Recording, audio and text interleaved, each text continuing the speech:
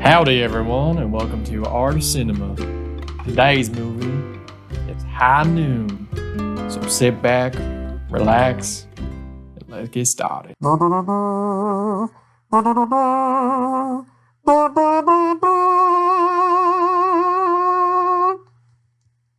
Hello and welcome back to the channel. Today we are tackling our first Western, High Noon, which was released in 1952. Let's start out with a synopsis.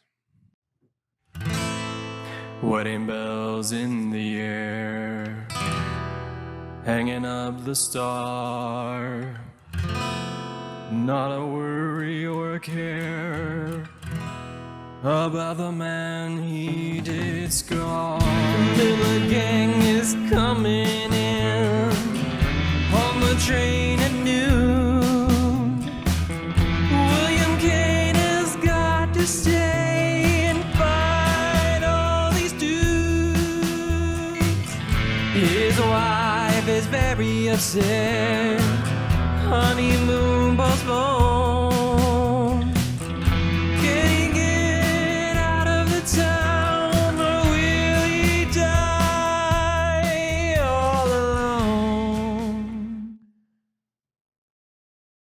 At the very start of the movie, we see the marshal, played by Gary Cooper, and his bride, played by Grace Kelly, say their I do's as they are wed early in the morning.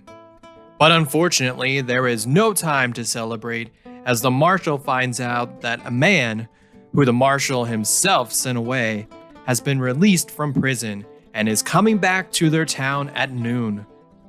The marshal was all set to retire and ride off into the sunset with his new wife, but decides to stay to help out. The rest of the movie, the marshal is on the hunt to saddle up anyone from the town to help out, and possibly risk their lives if and when things go down at noon. This to me makes William Kane, the marshal, the ideal American hero. He is someone who stands up for what is right even when no one else does.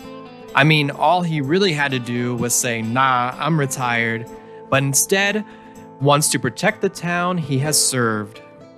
Gary Cooper, in my mind, does a fantastic job of walking the line of stoic hero with panic and desperation sprinkled in. Most of the movie, he finds himself asking for any kind of help in this upcoming battle and being shot down by the town he has sworn to protect. I believe that his age really helps out the character. He was 51 when filming. Showing the lines on his face really does make it look as though he is worried, but attempting to hold it together to help keep the town calm. I'm a big fan of this film, and one of the reasons I love it so much is its pacing. As an observer, you really feel the fear of this 12 o'clock train and the failure of the marshal's recruitment. It is so well paced that this movie flies by, and before you know it, the showdown is happening. Another aspect that I love is that the gunfight seems very realistic. The marshal really does seem like your everyman who knows how to shoot, but isn't a sharpshooter. He isn't facing a million gunmen and blazing through them as the bullets whiz by. No, he kind of cowers away and is shooting from better vantage points. To me, this really feels real, and not just some Hollywood glitz and glamour. As great as the final showdown is, my favorite part is the ending. I won't ruin it for anyone, but the ending really has that Gone with the Wind vibe. I really love it, and maybe it wouldn't be for everyone, but for me, it is a perfect ending to a Western.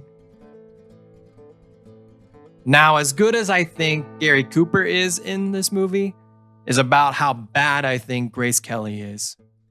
I mean, her part is pretty lackluster, and maybe she did the best with it she could.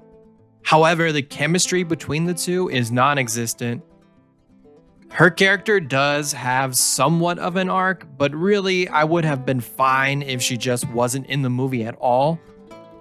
Another thing that is a little disappointing is when Frank Miller is finally introduced.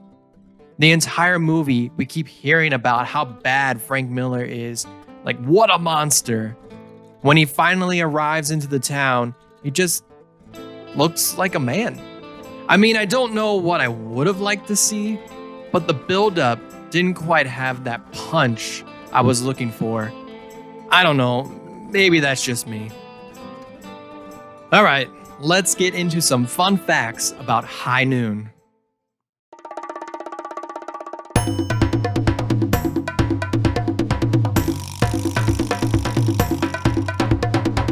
Fun facts! Alright, so let's begin with some fun facts about High Noon.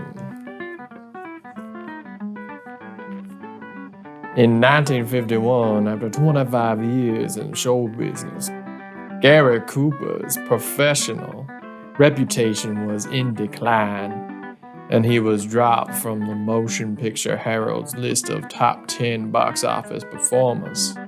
In the following year, he made a big comeback at the age of 51 with this film. It's good stuff right there.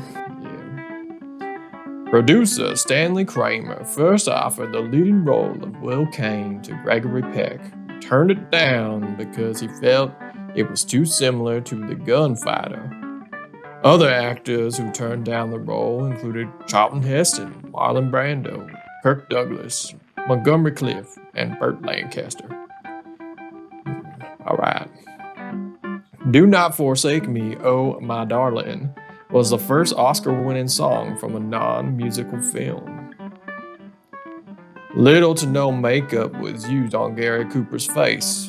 The thinking was that the lines on his face would emphasize how worried his character was.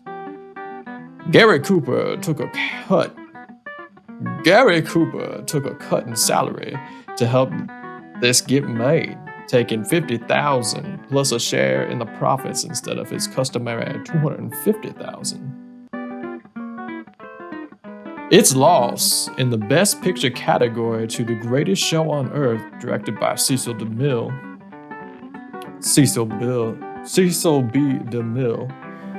That's a tongue twister. It is usually cited as one of the biggest upsets in the history of the Academy Awards.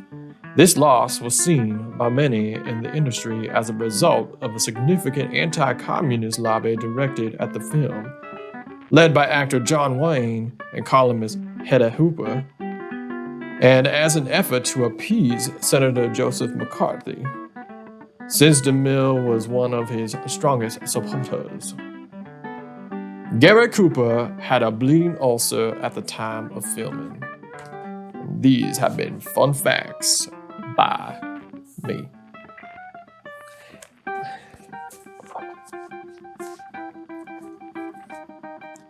And these have been fun facts for High Noon. Join in next time for more fun facts. I love this movie, and it is one of my favorite westerns. The pacing is on point, and that ending really had me cheering. I would rate this movie an 81 out of 100. Let me know what you think of this movie, and if you haven't seen it, please give it a watch.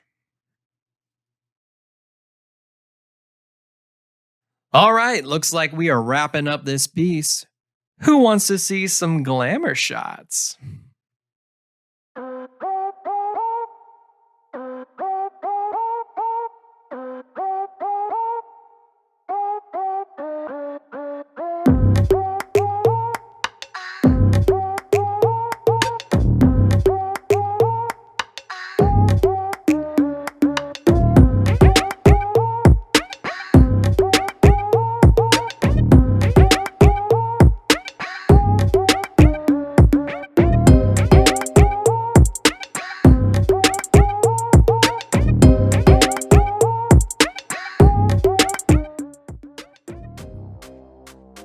Today's art piece turned out great. I think it turned out great. And I love the style I chose to go with. Please let me know what you think, and if you have a movie suggestion for the next video, please write it down in the comments. And to help out this channel, please like and subscribe. Until next time, I'll be right here.